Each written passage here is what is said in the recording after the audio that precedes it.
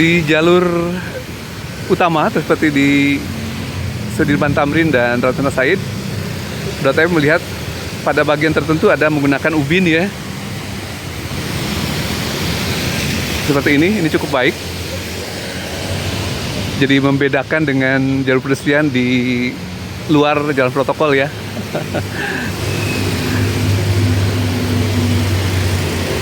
Jadi lebih premium bentuknya dan juga penampakannya. Sementara di beberapa bagian seperti di area pemukiman, seperti di Tebet, menggunakan semacam konkret ya, menggunakan cor-coran.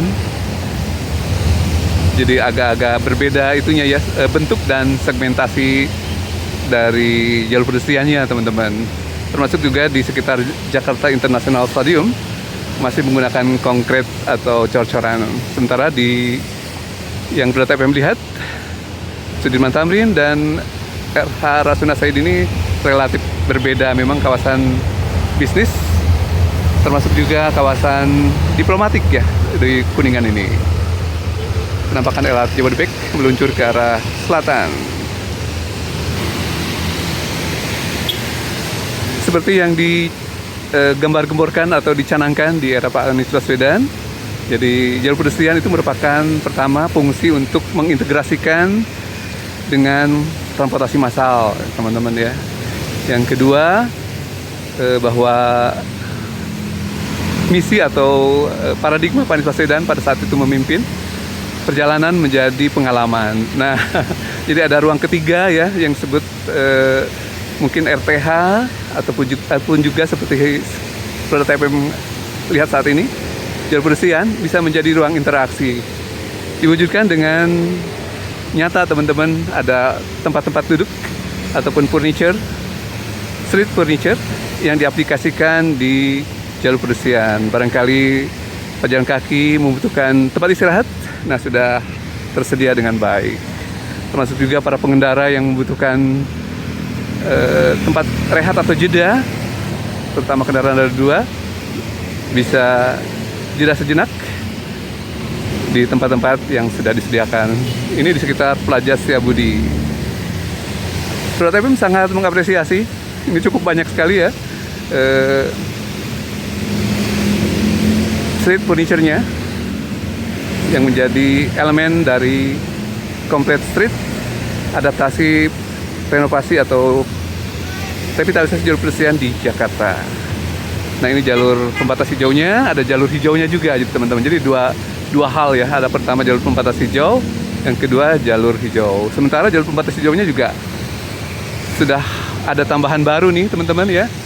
Pohon pelindungnya berupa tabebuya. Terbayang ya, 2-3 tahun yang akan datang tabebuyanya sudah tumbuh subur dan barangkali sudah berbunga. Keren sekali nih teman-teman, kawasan diplomatik dan kawasan bisnis di segitiga emas Kuningan. Dengan penetapan gubernur terpilih dan wakil gubernur terpilih daerah khusus Jakarta DK Jakarta, yaitu Bapak Pramono Anung dan Bapak Rano Karno Pramdul. Semoga saja perubahan wajah Jakarta semakin masif lagi ya teman-teman, semakin baik.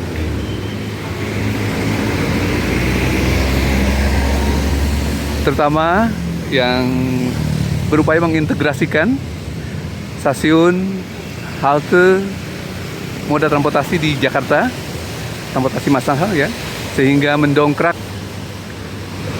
penggunaan dari transportasi massal, keterangkutannya ya teman-teman.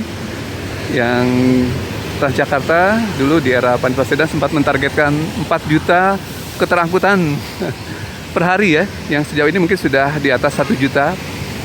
Semoga saja di 5 tahun ke depan semakin baik lagi penggunaan transportasi umum dan masyarakat mulai tergugah, terutama para pengguna kendaraan roda 2 ya, untuk segera migrasi ke transportasi massal yang cakupannya sudah semakin luas di Jakarta, baik menggunakan Transjakarta ataupun juga Mikrotrans atau Mini Trans.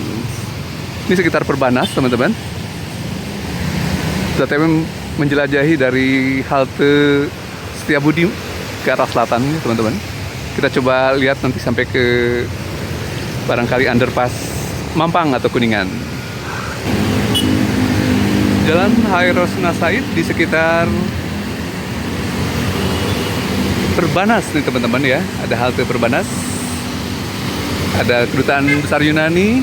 Tadi Roda TPM melewati juga kedutaan besar Arab Saudi di arah utaranya.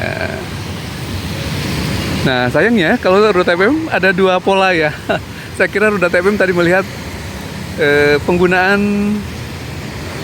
ubin atau keramik berlaku di semua segmen. Ternyata tidak semuanya nih teman-teman. Ada bagian yang menggunakan konkret juga. Jadi tidak semuanya menggunakan ubin atau keramik.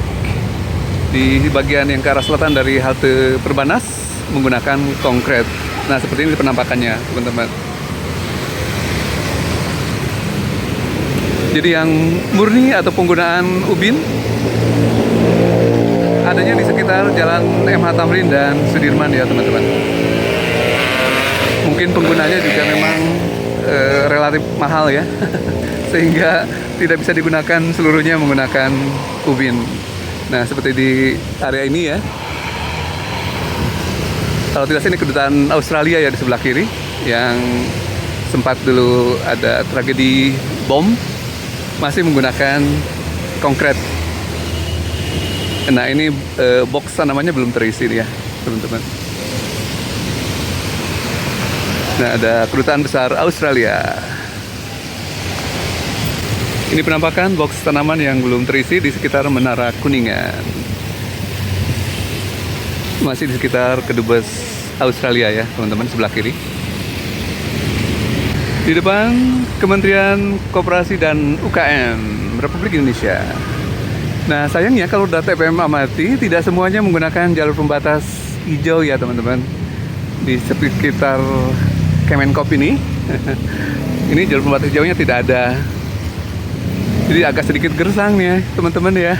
Sayangnya tidak diterapkan secara konsisten juga ya penggunaan jalur pembatas hijaunya. Barangkali apakah di area ini karena ada SJUT barangkali di dalam atau mungkin ada juga drainase sehingga tidak seluruhnya diterapkan jalur pembatas hijau di sekitar jalan rayanya ya teman-teman.